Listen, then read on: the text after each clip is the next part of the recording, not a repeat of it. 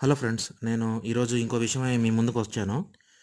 నా స్నేహితుడొకరికి అతని కుమార్తెకు సుకన్య సమృద్ధి యోజన చేశారండి. సో, నేను ఆయనతో మాట్లాడాను. ఆ స్కీమ్‌లో ఉన్న పాజిటివ్స్, నెగెటివ్స్ ఏంటి? లేతే ఆ స్కీమ్ కంటే ఏ స్కీమ్ బెటరు? ఏది బెనిఫిట్స్ ఉంటాయి? అలా నేను డిస్కస్ చేశానండి. కానీ నాకు పెద్దగా పాజిటివ్ రెస్పాన్స్ రాలేదు. ఆయనతోనే కాదు, ఇద్దరు ముగ్గురితో కూడా నేను మాట్లాడినా పాజిటివ్ రెస్పాన్స్ నాకెక్కడ రాలేదు. సో, నేను ఏమనుకున్నానంటే, ఈరోజు నేను ఈ విషయాన్ని మీ ముందుకు తీసుకొచ్చి మీతో డిస్కస్ చేస్తే మీ అభిప్రాయాన్ని చెప్తారని భావిస్తున్నాను. సో, నేనేం చేస్తున్నానంటే, ఈరోజు నేను 2 ప్రభుత్వ రంగ స్కీమ్స్‌ని మీ ముందుకు తీసుకొస్తున్నాను. కంపేర్ చేస్తాను. అంటే ఒకటేంటంటే సుకన్య సమృద్ధి యోజన, రెండోదేంటంటే Jeevan Umang. Suppose same scenario, ఒక సినారియోతో నేను మీకు ఎక్స్‌ప్లెయిన్ చేస్తానండి. ఈ 2 స్కీమ్స్ ఏది బెటరు అనేది మీ ముందుకు తీసుకొస్తాను. ఆ కంటెంట్ కూడా ఏందంటే, ప్రభుత్వ వెబ్‌సైట్‌లో ఏదైతే కంటెంట్ ఉందో కేవలం అది మాత్రమే కన్సిడర్ చేసుకొని నేను మీకు ఎక్స్‌ప్లెయిన్ చేస్తానండి. Hi friends. మనం ముందుగా మాట్లాడుకున్నట్టు ఇప్పుడు సుకన్య సమృద్ధి అకౌంట్ స్కీమ్ గురించి మనం కొంచెం తెలుసుకుందామండి. ఇది గవర్నమెంట్ సైట్ నుంచి నేను డేటా తీసుకున్నాను. సో, నేను సొంతంగా ఏమీ కంటెంట్ యాడ్ చేయట్లేదండి. సో, ఎలిజిబిలిటీ క్రైటీరియా వచ్చేసి లెస్ దాన్ 10 ఇయర్స్ ఉండాలండి. తర్వాతనేమో ఎంత అమౌంట్ మనం చేయగలము ఇయర్లీకి. ఎందుకు 1.5 లాక్ పెట్టారంటే, ఇది ఐటీసీలో కన్సిడర్ అవుతుందండి. సో, ట్యాక్స్ బెనిఫిట్ కోసం అందుకని మాక్సిమం 1.5 లాక్ తీసుకున్నారు. అలానే ఏంటంటే, ఇప్పుడు ఏటీసీలో మనం పెట్టుకోవచ్చు అని చెప్పాం కదా, అట్లానే ఇంట్రెస్ట్ మనం ఏవైతే సేవ్ చేసుకుంటామో ఈ సుకన్య సమృద్ధిలో, అది కూడా సెక్షన్ 10 ఆఫ్ ఐటీ యాక్ట్ ప్రకారం అది మనకి ట్యాక్స్ ఫ్రీ అయిపోతుందండి. ఇప్పుడు మనం వేరే కండిషన్స్లో కనుక మనం వెళ్ళినట్లయితే దీనికి ప్రీమెచ్యూర్ విత్డ్రాల్స్ ఉంటాయండి. ప్రీమెచ్యూర్ విత్డ్రాల్స్ అంటే ఏమన్నా పర్పస్ అంటే, ఈ గర్ల్ చైల్డ్ ఎడ్యుకేషన్ కోసం కానివ్వండి, లేకపోతే గర్ల్ చైల్డ్ కనుక మ్యారేజ్ సెట్ అయితే మేజర్ అయిన తర్వాత అప్పుడు డైరెక్ట్గా కూడా క్లోజర్ చేసుకోవచ్చు. అయితే ఇక్కడ విషయం ఏంటంటే, మేజర్ చిన్నపిల్ల అంటే మేజర్ కాదన్నట్టు, మైనర్ అన్నట్టు. మైనర్ అయినా కూడా అకౌంట్ అనేది మైనర్ పేరు మీదే ఉంటుందండి, పేరెంట్ పేరు మీద ఉండదండి. సో, ఇప్పుడు సపోజు ఎవరైతే పిల్ల పిల్ల పిల్ల ఇది ఫీమేల్ చైల్డ్ కోసం చేసిన స్కీమ్ కాబట్టి, ఒకవేళ డెత్ కనుక సంభవిస్తే వాళ్ళు ఏం చేస్తారంటే, ఏ రోజైతే మనం డెత్ సర్టిఫికేట్ సబ్మిట్ చేసి ఫామ్ 2 సబ్మిట్ చేస్తామో ఆ రోజు వరకు ఆయన ఈ అమౌంట్, మనం కట్టిన అమౌంట్, తర్వాత ఇంట్రెస్ట్ అవన్నీ కూడా ఏం చేస్తారంటేనండి గార్డియన్‌కి పే చేస్తారు. ఇంకా అక్కడికి అకౌంట్ క్లోజర్ అనేది కంప్లీట్ అవుతుంది.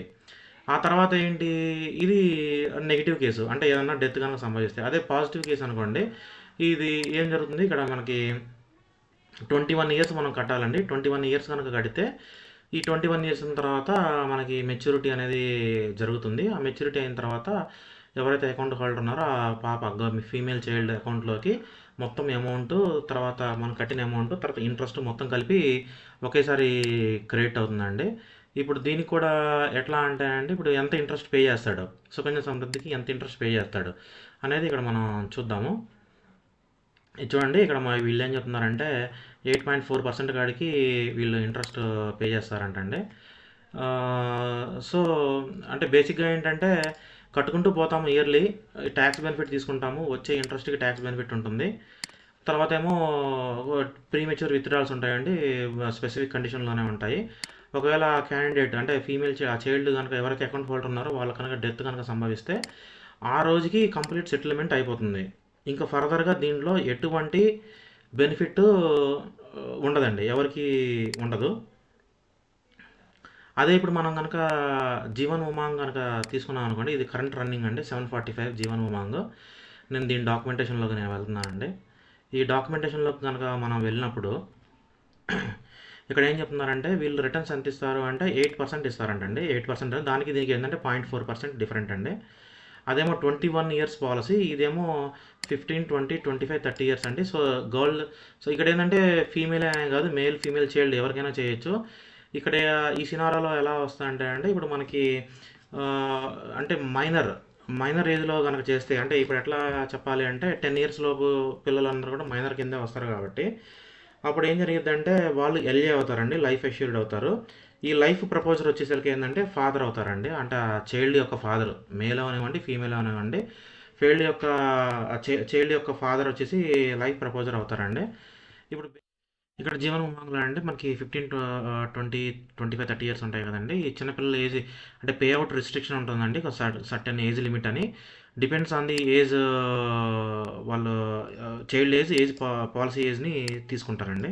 తర్వాత ఏంటంటే అండి, ఇప్పుడు మనకి సపోజ్ 25 ఇయర్స్ నేను తీసుకుంటే, ఈ 25 ఇయర్స్ కనుక నేను ప్రతి ఇయర్ రెన్యువల్ కనుక కట్టినప్పుడు ఏంటంటే ఆ 25 ఇయర్స్ టెన్యూర్ అయిపోయిన తర్వాత up to 100 years to that child.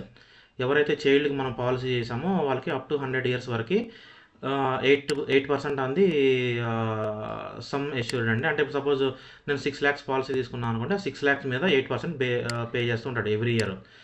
ఆ తర్వాత సపోజ్ ఎట్లా అంటే 100 ఇయర్ వచ్చేంత వరకు.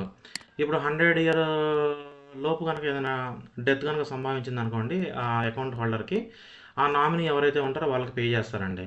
ఇది అన్ని పాజిటివ్ సినారియోలు. ఇప్పుడు నెగిటివ్ సినారియో అంటే ఐ మీన్ ఒకవేళ ఈ 25 ఇయర్స్లో, ఇప్పుడు నేను ఇందాక మీకు చెప్పాను కదా, ఈ ఇన్సూరెన్స్ టెర్మినాలజీలో ఎలా ఉంటారంటే లైఫ్ ఎష్యూర్డ్ వచ్చేసి మైనర్ కాబట్టి ఆ బాబు పాప పేరు పెడతారండి. అదే తండ్రి పేరు వచ్చేసేమో లైఫ్ ప్రపోజర్గా ఉంటారు.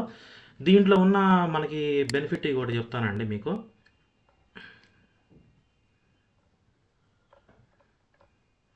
ఇక్కడ మనకి ఒక రైడర్ ఉంటుందండి ఇన్సూరెన్స్లో, LIC's premium waiver benefit rider అని ఒకటి ఉంటుందండి. ఇప్పుడు మనకి ఈ రైడర్ కూడా వాళ్ళు మనం చెప్పకపోయినా యాడ్ చేస్తారండి.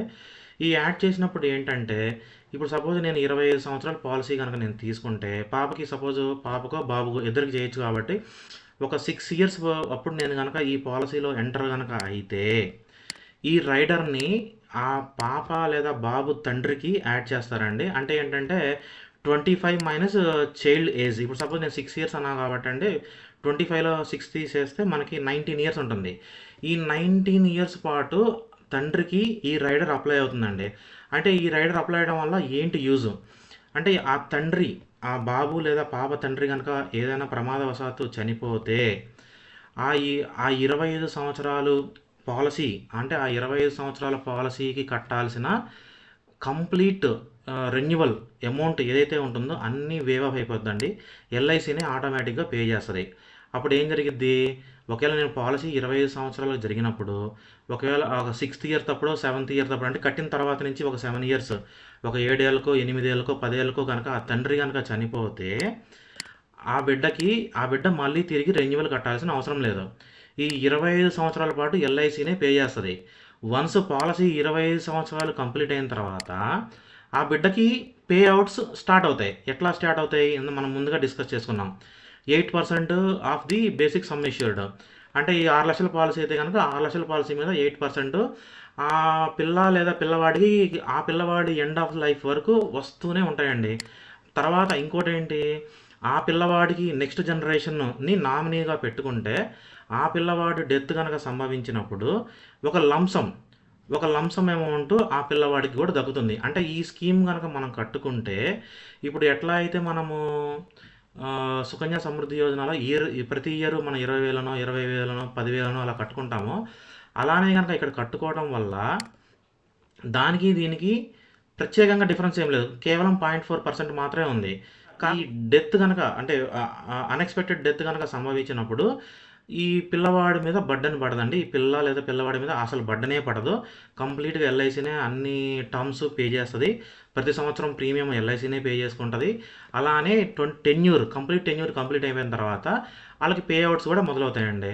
సో కాబట్టి ఏంటంటే, ఇలాంటి సినారియోలో ఆ పిల్లవాడికి ఎంతో బెనిఫిట్ చేసినట్టు తండ్రి, పిల్లవాడు కానీ ఎంతో ఎలా ఉంటుంది, జస్ట్ ఒక ఎక్సెల్ షీట్లో. ఇప్పుడు నేనేం కన్సిడర్ చేస్తున్నాను అంటే baby age less than 10 years అండి. లెస్ దాన్ 10 ఇయర్స్గా నేను తీసుకుంటున్నాను. ఎందుకు అంటే సుకన్య సమృద్ధికి ఈ కండిషన్ ఉందండి. 10 ఇయర్స్ దాటిన తర్వాత ఆడబిడ్డకి మనం సుకన్య సమృద్ధి అకౌంట్ ఓపెన్ చేయలేము కాబట్టి. సో ఈ 10 ఇయర్స్ లోపు అదే సినారియోని రెండింటికి అప్లై చేసుకుంటున్నాను. ఏంట్రా అసలు ఏమేమి వస్తాయి ఇక్కడ ఏంటంటే, మనకి 21 ఇయర్స్ ఉంటుందండి సుకన్య సమృద్ధికి. అదే జీవన్ ఉమాంగ్ అయితే కనుక depends on the child age 15, 20, 25, 30 years మనం తీసుకోవచ్చండి. ఇంట్రెస్ట్ పరంగా వస్తే 8.4% వస్తుంది. ఇక్కడేమో 8% వస్తుందండి. లైఫ్ లాంగ్ బెనిఫిట్ ఏమి ఉండదండి. ఒకవేళ అన్ని పాజిటివ్, ఆ బిడ్డకి లేదా తండ్రికి ఏమీ జరగలేదు, వాళ్ళు 21 ఇయర్స్ పాటు కట్టారు. ఆ 21 ఇయర్స్ తర్వాత కట్టిన తర్వాత వాళ్ళకి ఏం జరిగిద్దంటే, వాళ్ళకి అసలు ఇంట్రెస్ట్ వచ్చేస్తాయండి, నాన్ ట్యాక్సబుల్. కానీ ఆఫ్టర్ మెచ్యూరిటీ సపోజ్ వాళ్ళు ఏదైనా డిపాజిట్ వేసుకున్నారనుకోండి, అక్కడ వచ్చే డిపాజిట్ మీద ట్యాక్సిబుల్ అవుతుందండి. అదే ఇక్కడ అనుకోండి జీవన్ ఉమాంగ్ 25 ఇయర్స్ కంప్లీట్ అయిన తర్వాత వాళ్ళకి ఏదైతే పే అవుట్స్ వస్తాయో అవన్నీ నాన్ ట్యాక్సిబుల్. అవన్నీ నాన్ ట్యాక్సిబుల్. ఈ ఈ నాన్ ట్యాక్సిబుల్ బెనిఫిట్ కూడా కాకుండా ఆ చైల్డ్ ఎవరికైతే మనం పాలసీ చేసామో వాళ్ళ తదనంతరం వాళ్ళ నెక్స్ట్ జనరేషన్‌కి లంప్ సమ్ అమౌంట్ వస్తది. ఇక్కడ సపోజ్ ఇలా ఈ స్కీమ్‌లో ఏంటి రిస్ట్రిక్షన్ అంటే గర్ల్ చైల్డ్‌కే చేస్తామంటే ఇక్కడ బాయ్ ఆర్ గర్ల్ చైల్డ్‌కి చేస్తాము. ప్రీమెచ్యూర్ క్లోజర్ వచ్చేటికేమో ఆన్ డెఫినెట్ కండిషన్స్ అండి. ఇక్కడ జీవన్ ఉమాంగ్‌లో ఏంటంటే మనకి లోన్ ఫెసిలిటీ ఉంటుంది. ఎప్పటికంటే అప్పుడు లోన్ తీసుకోవచ్చండి. అలానే ఇందాక నేను డిస్కస్ చేసినట్టుగా డెత్ ఆఫ్ ది హోల్డర్. ఇప్పుడు సపోజ్ సుకన్య సమృద్ధి యోజనలో గనక డెత్ ఆఫ్ ది హోల్డర్ గనక అయితే ఫైనల్ సెటిల్మెంట్‌కి వెళ్ళిపోతారు. ఇంక తర్వాత ఫర్దర్‌గా ఏ బెనిఫిట్స్ ఉండవండి. ఒకవేళ ఈ జీవన్ ఉమాంగ్ చేసినప్పుడు చైల్డ్ ఫాదర్ కనుక ఏమన్నా జరిగితే కంప్లీట్ పాలసీ టర్మ్స్ మొత్తం వేవ్ ఆఫ్ అయిపోతాయి. అంటే ఇక ఆ చైల్డ్ మీద ఎటువంటి బర్డెన్ ఉండదు. ఆ చైల్డ్ ఫ్యామిలీ మీద ఎటువంటి బర్డెన్ ఉండదు. అరే మనం నెక్స్ట్ ఇయర్ పాలసీ మనం రెన్యువల్ కట్టాలి, తండ్రి లేడు అనే భావన అసలు ఉండదండి. కంప్లీట్‌గా ఎల్ఐసీ పే చేసుకుంటది. అలానే టెన్యూర్ కంప్లీట్ అయిపోయిన తర్వాత పే అవుట్స్ అనేది స్టార్ట్ అవుతాయండి. సో, ఇలా మనకి ఈ 2 కంపారిజన్ చేసుకున్నప్పుడు నాకైతే కొన్ని కొన్ని విషయాల్లో అంటే ఈ సినారియోలో నాకు జీవన్ ఉమాంగ్ చాలా బెటర్‌గా అనిపించింది. సో, మీరు ఆలోచించండి. మీ ఒపీనియన్ ఏంటో మాకు కామెంట్ రూపంలో తెలియజేస్తారని నేను కోరుకుంటున్నానండి. ఇంతటితో ఈ వీడియోని ముగిస్తున్నాను. Thank you.